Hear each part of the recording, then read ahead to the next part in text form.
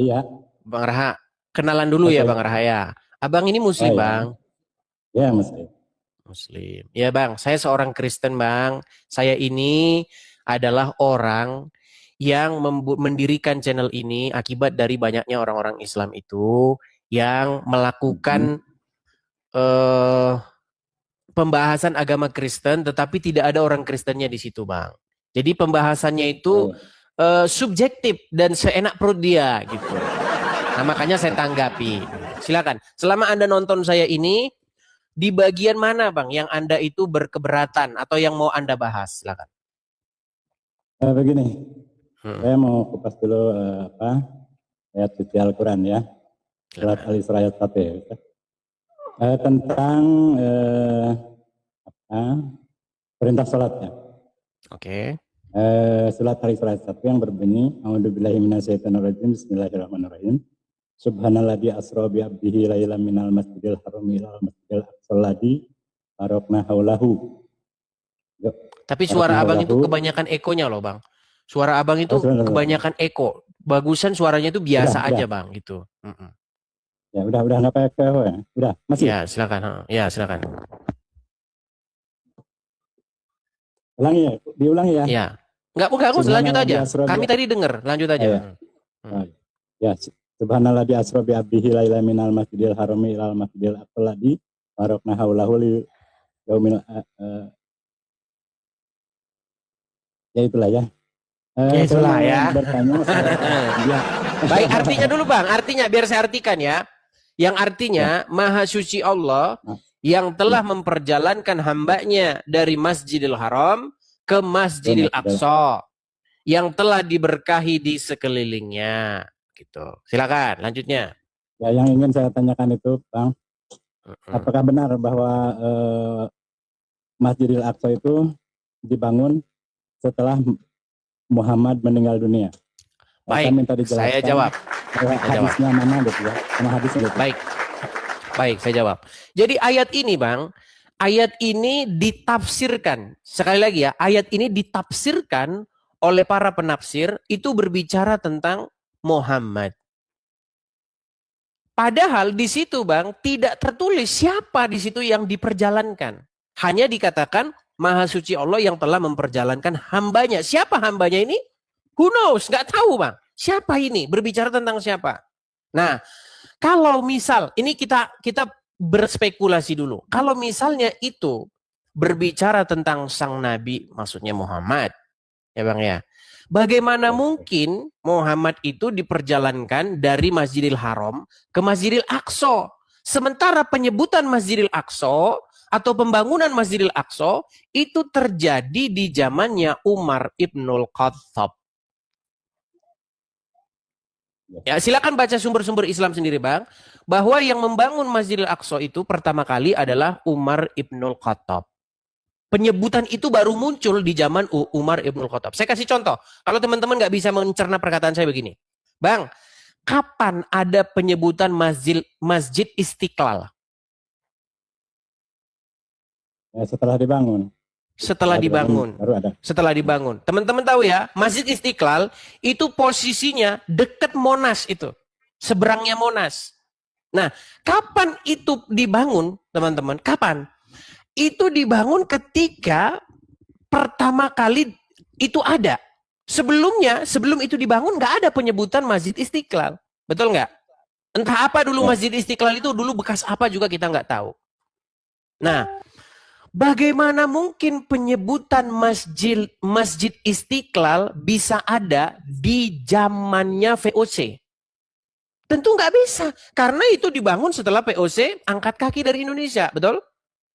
Ya, betul. Jadi tidak masuk akal kalau ada kata-kata diberkatilah dia yang memperjalankan Dendeles dari Masjid Istiqlal sampai Panarukan. Loh, Istiqlal nggak ada di zaman Dendeles, nggak ada, betul nggak? Nah, berarti kuat dugaan, Bang, kuat dugaan surat Al-Isra ayat yang pertama ini muncul setelah Muhammad sudah meninggal. Surat Al-Isra ayat 1 ini itu muncul di zamannya Umar Ibnul Khattab. Dan itu didukung oleh sumber-sumber literasi Islam bahwa pembukuan Al-Quran itu dilakukan setelah Muhammad meninggal. Saya tanya dulu sama Anda. Bang, jujur Bang, Ya. setelah Anda belajar agama Islam, apakah Al-Quran dibukukan setelah Muhammad meninggal? Dibukukan setelah 300 tahun Muhammad meninggal. Enggak sampai 300 tahun Bang, kita jujur. Al-Quran itu dibukukan setelah Muhammad meninggal Bang. Ya, jadi di zamannya para sahabat, barulah Al-Quran itu ada. Di zaman Muhammad belum ada Al-Quran Bang. Makanya kuat dugaan surat Al-Isra ayat yang pertama itu bukan berbicara tentang Muhammad Bang. Begitu. Yang telah memperjalankan hambanya dari Masjidil Haram ke Masjidil Aqsa. Seperti itu. Silakan. Pertanyaan berikutnya Bang. Udah mungkin langsung itu aja dulu ya Bang ya. Nah, tapi Bang, tapi begini. Ya. Baik, tapi ini menjadi satu pertanyaan Bang ya. Saya balikkan dulu surat Al-Isra ya, itu surat yang ke-17. Kebetulan saya ini adalah seorang yang membidangi kajian-kajian Al-Qur'an ini Bang, ya. Bahkan saya mengatakan tidak ada orang di bawah kolong langit ini yang lebih ngerti Quran daripada saya. Iya Bang, karena ini memang bidang saya ini Bang. Kajian saya ini. 14 tahun saya Bang mendalami Bang.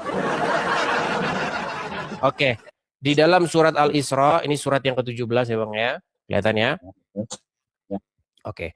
Kalau kita melihat susunan ayat-ayat ini Bang, susunan ayat-ayatnya misalnya ini ya. Maha suci Allah yang telah memperjalankan hambanya. Nah, dikasih dalam kurung kan? Karena menurut mereka ini maksudnya Muhammad. Pada malam hari dari Masjidil Haram ke Masjidil Aqsa yang telah kami berkahi sekelilingnya agar kami perlihatkan kepadanya sebagian tanda-tanda kebesaran kami. Sesungguhnya dia maha besar, maha melihat. Jadi ayat yang pertama berbicara tentang Muhammad, betul? Kalau ayat yang pertama berbicara tentang Muhammad, coba lihat ayat yang kedua. Dan kami berikan kepada Musa kitab dalam tanda kurung Taurat. Dan kami jadikan petunjuk bagi Bani Israel dengan berfirman, janganlah kamu mengambil pelindung selain aku.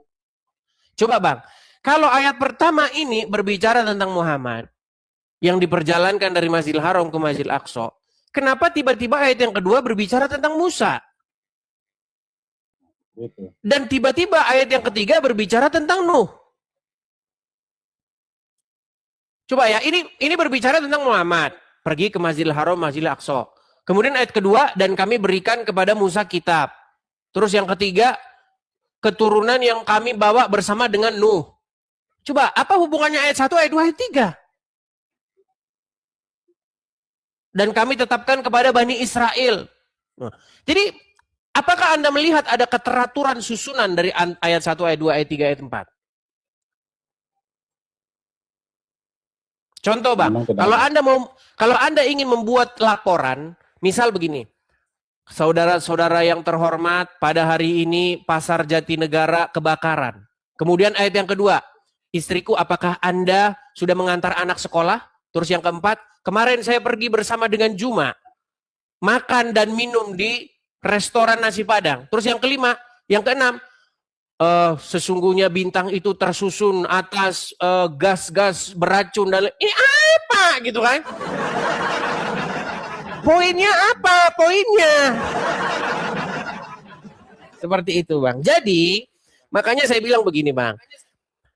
Sebenarnya apakah Quran yang ada di tangan teman-teman sekarang ini itu benar-benar Quran yang orisinil? Karena menurut sejarah literasi daripada kalian sendiri, pembukuan daripada kitab Quran itu sebenarnya terjadi setelah Muhammad meninggal dunia. Begitu Bang. Nah, ya memang itu aja dulu ya Bang ya. Sebagai perkenalan aja dulu. Mungkin nanti kedepannya ada pertanyaan. Tapi Anda Muslim betul ya? Ya betul. Iya, baik. Pesan saya begitu Bang. Saya yang sudah mendalami agama, saya sudah betul-betul membaca Quran, saya betul-betul sudah membaca Alkitab, sudah saya pelajari. Intinya cuma satu Bang, datanglah kepada Yesus. Di mana Yesus berkata, akulah jalan dan kebenaran dan hidup. Kebenaran dan hidup. Itu. Iya, seperti itu ya. Oke? Ya, terima kasih Bang. Saya turun- ya, ya. Sama-sama, Nanti Bang. turunkan aja, Bang, ya. Sama-sama. Ya. Saya turunkan Oke. ya. Ya. Oke.